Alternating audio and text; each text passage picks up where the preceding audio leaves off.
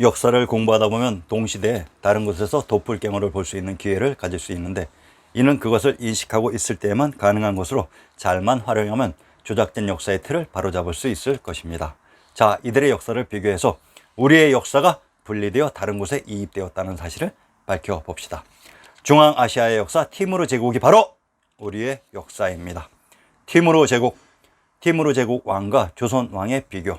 구독자님들의 참조와 티무르 제국과 명조선의 왕의 비교를 위해 자막을 올리니 참조 바랍니다. 위키백과의 내용을 인용합니다. 티무르 제국의 창시자 티무르와 태조 이성계.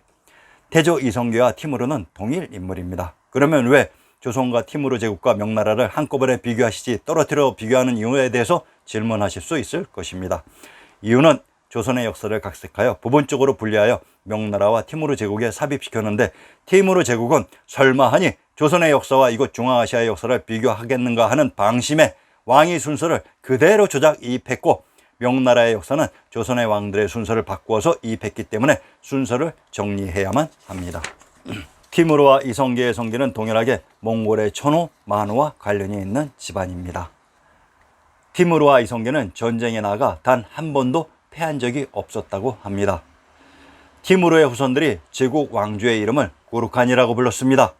구르칸이란 구루, 고리, 코리의 고려로 고려왕이란 의미입니다. 티무르가 몽골의 동차카타이 항국에 복종했다가 곧 배신했다고 합니다. 이성계의 손자는 몽골에 항복해 천호의 다로가 지로 있었다가 형세가 나빠지자 고려에 항복한 내용을 그대로 각색한 내용입니다. 절름발이 티무르란 이성계가 낙마사고로 인하여 다친 것을 각색한 내용입니다. 역대 군주 중 낙마사고를 당한 임금은 거의 없었습니다.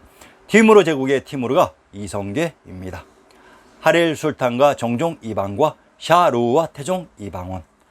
두 분 모두 티무르와 태조의 총애를 받고 있으며 초창기 정복전쟁에서 많은 공헌을 했다고 합니다. 하릴 술탄이 바로 정종 이방과입니다. 샤루우는 티무르 제국의 용성시대를 일으켰고, 태종 이방원은 조선 건국의 기틀을 다져놓은 군주였습니다. 샤루우가 태종 이방원입니다. 왕의 순서도 정확히 똑같이 배열되어 있습니다. 1차 왕자의 난. 티무르 제국의 샤루우가 반란을 일으켰고, 명조선에서는 태종 이방원이 1차 왕자의 난을 주도했습니다. 역사에서도 왕자의 난이 동일하게 등장하고 있습니다. 이것이 우연의 일치일까요? 2차 왕자의 난. 할 일이 정종 이방가로 샤루우인 이방원의 권세에 밀려 왕위를 양이한 똑같은 내용으로 2차 왕자의 난으로 샤루우와 태종 이방원이 권력을 장악했습니다. 수도 이전. 샤루우가 제국의 수도로 사마르칸트가 아닌 헤라트를 선택했다고 합니다.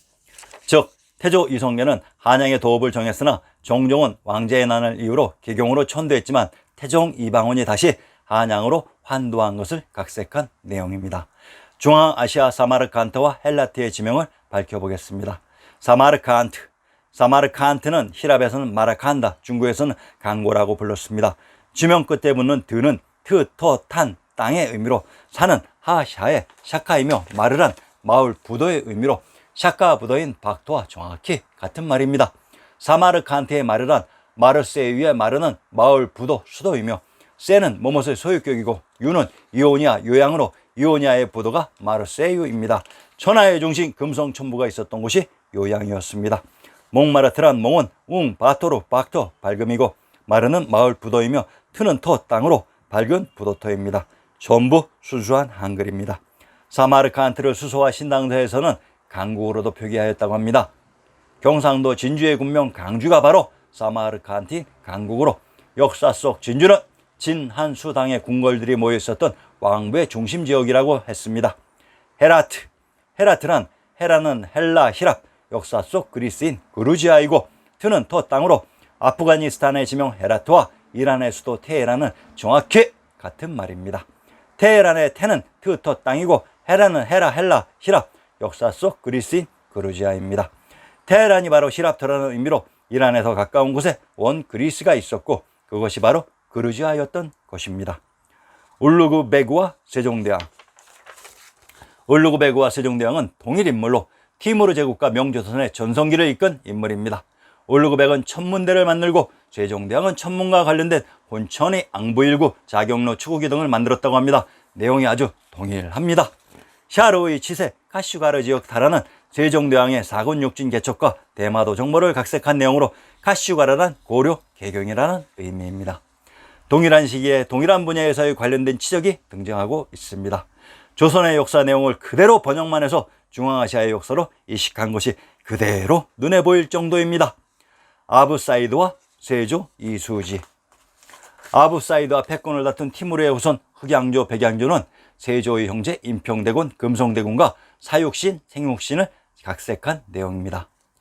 티무르의 후손과 흑양조 백양조는 개유정난의 주인공인 안평대군과 금성대군 사육신 생육신의 역사를 그대로 각색한 내용으로, 자, 이로써 티무르 제국은 명조선 태조에서 세조까지 왕위 순서도 동일하게 조선의 역사를 각색한 내용이라는 것이 밝혀졌습니다.